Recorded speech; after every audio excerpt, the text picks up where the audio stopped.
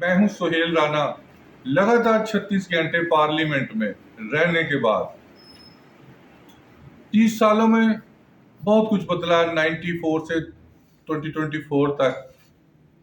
लेकिन हिस्ट्री अपने आप को फिर दोहरा रही है।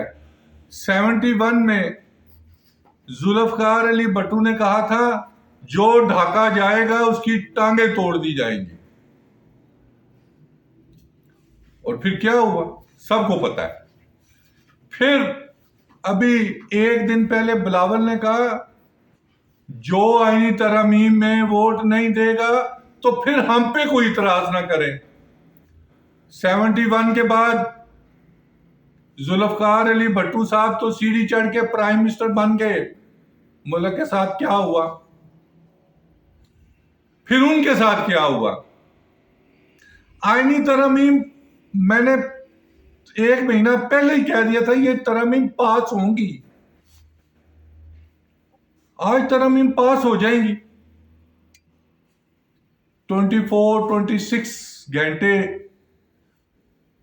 लाइव मुशाहिदा करने के बाद सुबह के 4 बजे तक, 5 बजे तक, और अभी भी 1-2 मीटिंग्स हुई हैं। उस वक्त भी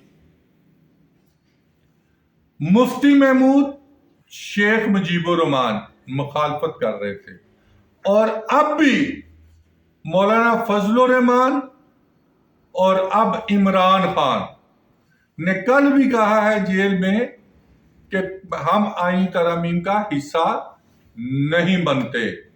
गो कि ये आईनी तरमीम पास हो जाएंगी और बिलावल भट्टू एक सीढ़ी और चढ़ जाएंगे वजीर आजम बनने के लिए, जो कि उनकी आखिरी सीढ़ी है। उसके बाद वो वजीर आजम ही होंगे। लेकिन फिर क्या होगा? उस वक्त भी मौलाना फजलुर रहमान की वजह से कंप्रोमाइज हुए मौलाना मुफ्ती महमूद, और अब मौलाना असद की वजह से कंप्रोमाइज हुए हैं मौलाना फजलुर रहमान। मौलाना फजलुर रहमान 3:10 तक तरमीम के हक में नहीं है। लेकिन किसी अहम शख्स ने मुझे बताया कि तरमीम भी जो JUI पेश करेगी, देखते हैं, जो कि थोड़ी देर के बाद पेश हो जाएंगी। रात को 3 बजे कैबिनेट का इजलास 8वीं दफा बुला के आगे पीछे हुआ, फिर 3:45 या 3:40 पे रात को सुबह के टाइम ब्रीफिंग दी गई।